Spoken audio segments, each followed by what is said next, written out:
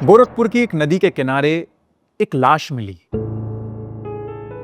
Forensic report ने बताया कि उसे पीठ के पीछे से धक्का दिया गया था। यह मौत सिर्फ एक हादसा नहीं थी, यह एक इंसान के गिरते हुए ईमान की दास्तान थी।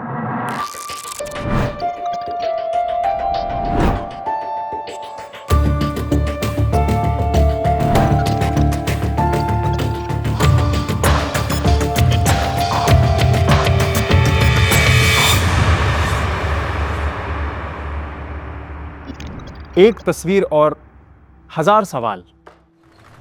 दिल्ली की एक ठंडी सुबह पुलिस चौकी में चाय की भाप उठ रही थी और दबे पांव गुनाहों की फाइलें खुल रही थी। सुबह के 10 बजे थे, लेकिन एक बूढ़ा जोड़ा अपनी आंखों में रात भर की नींद की थकान और ढेर सारा डर लिए अंदर आया।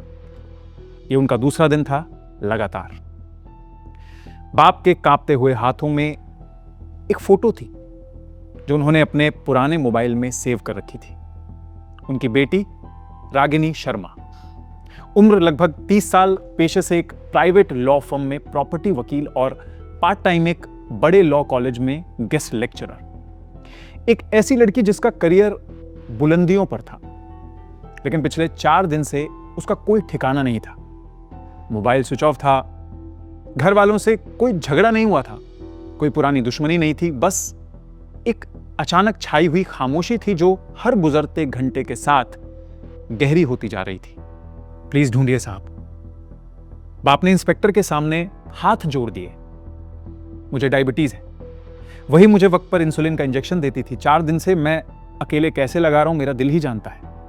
इंस्पेक्टर ने तस्वीर को गौर से देखा। एक हंसती, मुस्कुराती, पढ़ी लिखी लड़की जिसकी आंखों में ढेर सारे सपने दिखते थे, लेकिन वो नहीं जानते थे कि यह तस्वीर एक ऐसे बड़े राज का पहला पन्ना है जिसे पढ़ने के बाद दिल्ली की पुलिस के होश उड़ने वाले थे।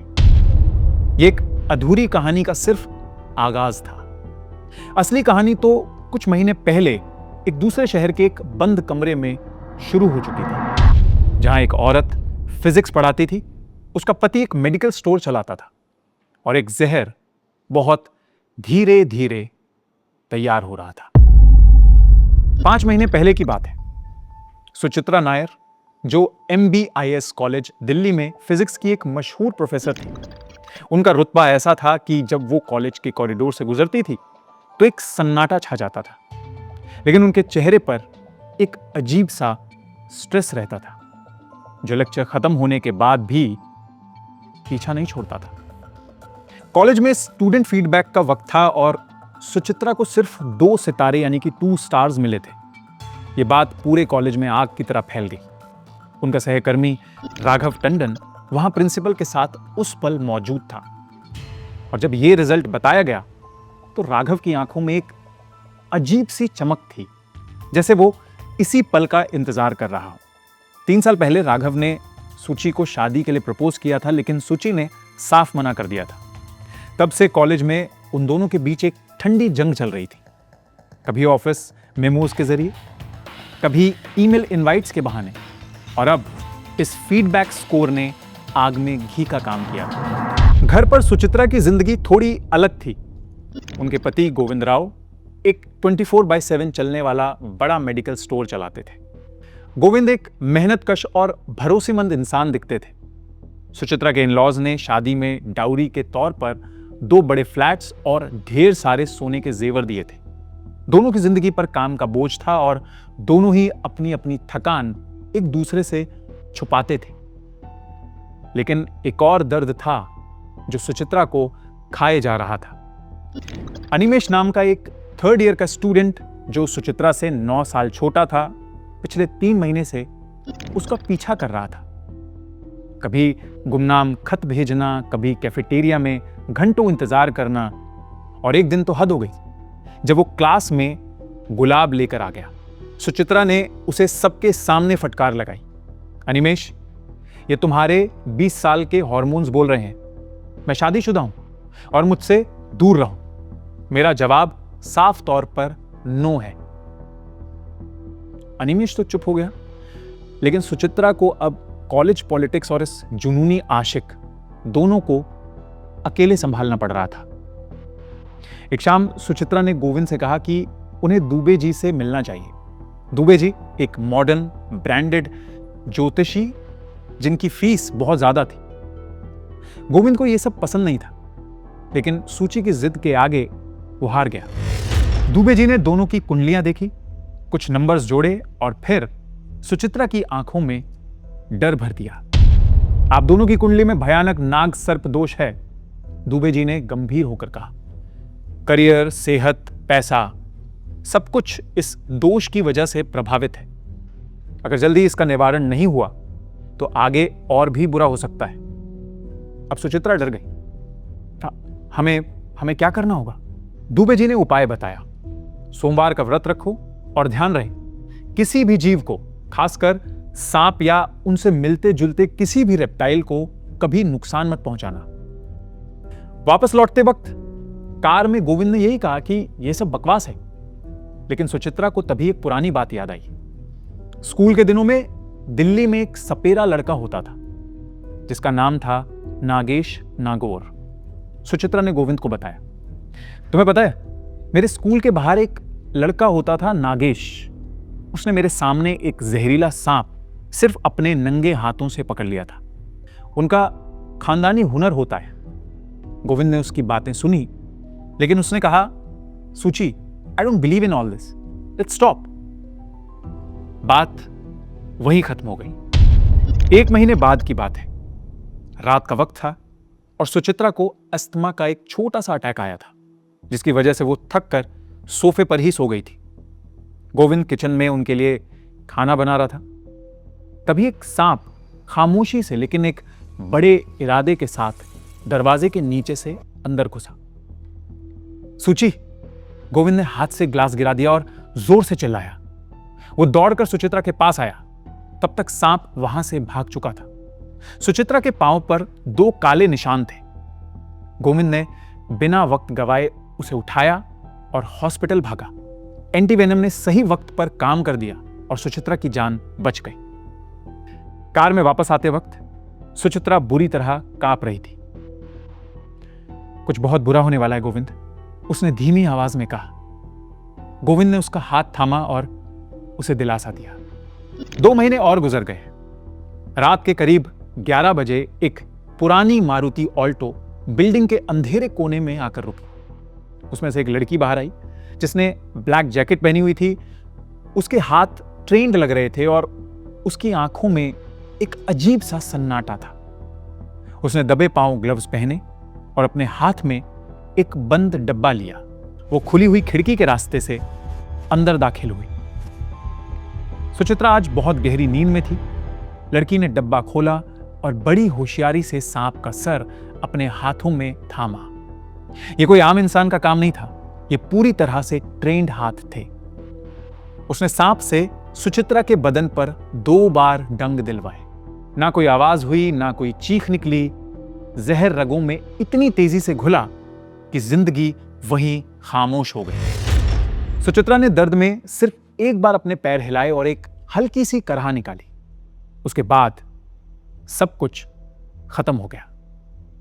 लड़की वापस खिड़की से बाहर निकलने लगी, लेकिन जल्दबाजी में डब्बा बंद करते वक्त सांप का सर थोड़ा ढीला छूट गया।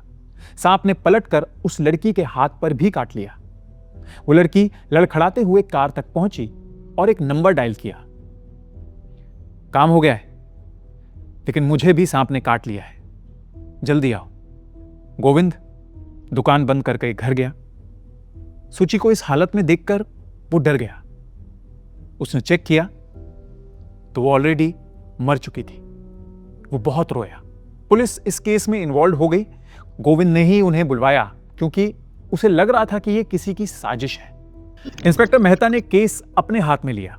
सबसे पहले उन्होंने राघव टंडन को उठाया क्योंकि कॉलेज में उनकी दुश्मनी मशहूर थी। लेकिन पता चला कि मौत वाली रात राघव सीमा बार में शराब पी रहा था और वहां के 2 लोग इसके गवाह थे। उसके पास दुश्मनी तो थी पर मौत का मौका नहीं था। फिर अनिमेश की बारी आई, लेकिन वो उस रात पुणे में एक म्यूजिक कॉन्सर्ट में था जिसके होटल रिकॉर्ड्स ने उसे साफ बचा लिया।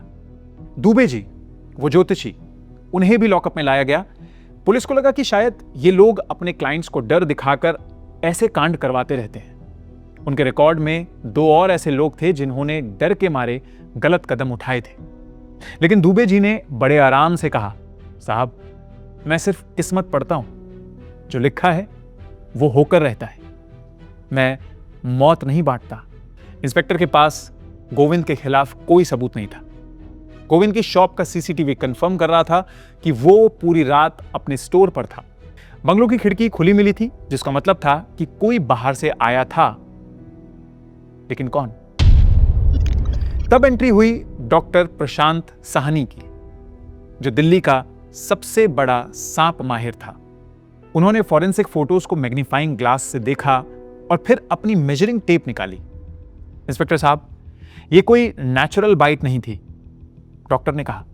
2 दांतों के बीच की दूरी 1.25 मिलीमीटर है। जब एक सांप अपनी मर्जी से काटता है तो यह फासला 1 मिलीमीटर होता है। यह दूरी तब बढ़ती है जब कोई सांप का सर हाथ से जोर से दबाता है। सांप ने दर्द में काटा है, अपनी फितरत से नहीं। उन्होंने आगे बताया, यह स्पीशीज रात को कभी बाहर नहीं आती। यह कोल्ड ब्लडेड है और ठंडे टेम्परेचर में बिल्कुल शांत रहती है। कोई इसे जबरदस्ती लेकर आया था और इसे हैंडल करने के लिए महीनों की ट्रेनिंग चाहिए, जो सिर्फ हमारी सपेरा कम्युनिटी के लोग ही जानते हैं। अब पुलिस की इन्वेस्टिगेशन का रुख बिल्कुल बदल गया।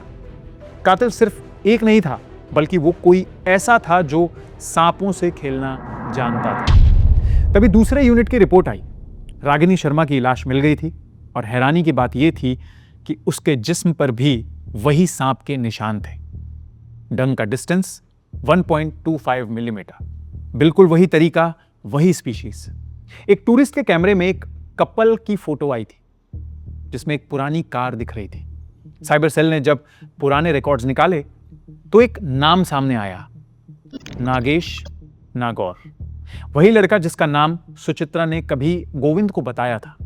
नागेश ईस्ट दिल्ली के एक स्लम में रहता था और अब वसूली का काम करता था। फेसबुक पर उसके सिर्फ 2 फ्रेंड्स थे, सुचित्रा नायर और रागिनी शर्मा।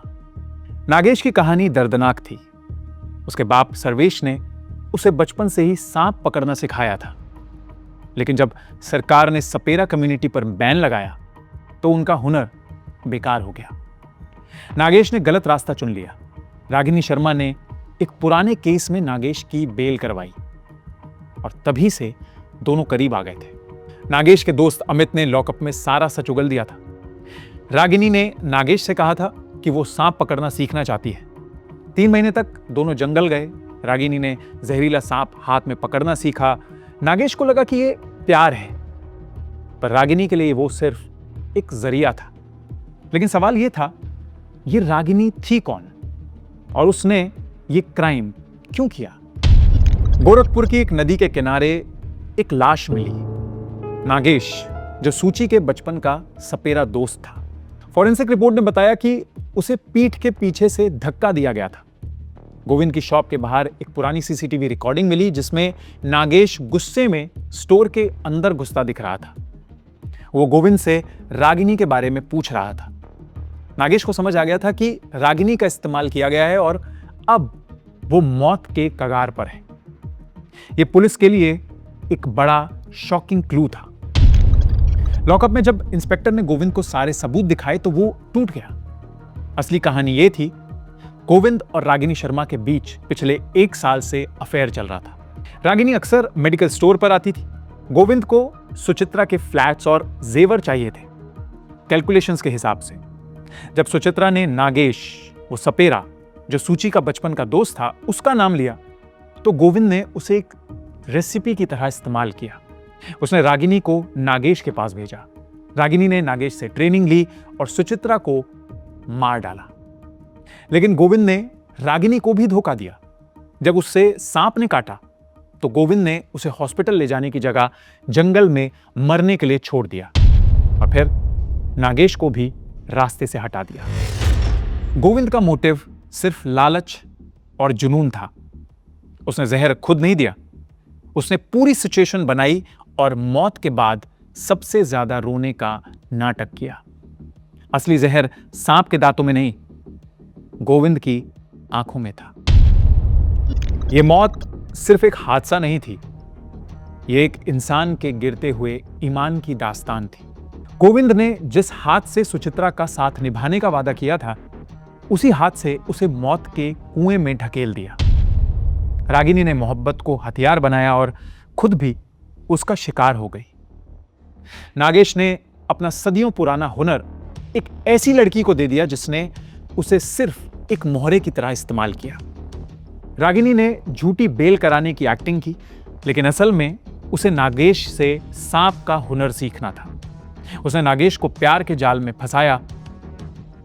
आयरनी यह थी कि वो खुद एक टॉक्सिक इंसान गोविंद के प्यार में थी, जिसने उसे मार दिया। आज 3 परिवार तबाह हो चुके हैं। सुचित्रा के पिता, जो कई दिनों तक पुलिस स्टेशन के चक्कर लगा रहे थे अपनी मिसिंग बेटी के लिए, जिन्होंने अपनी जिंदगी भर की कमाई अपनी बेटी को दे दी थी, वही पैसा उसकी मौत की वजह बना। उन्हें उनकी बेटी की मौत का 1 महीने बाद पता चला और उन्होंने उसके बाद उसकी डेड बॉडी मॉर्ग में जाके देखी। कभी कभी जहर किसी जंगल से नहीं आता, वो हमारे अपने घरों से, उन लोगों से निकलता है जो कहते हैं मैं हूं ना। मैं हूं अंकुर अरमाम। अगली बार फिर मिलेंगे एक नई सच्चाई के साथ।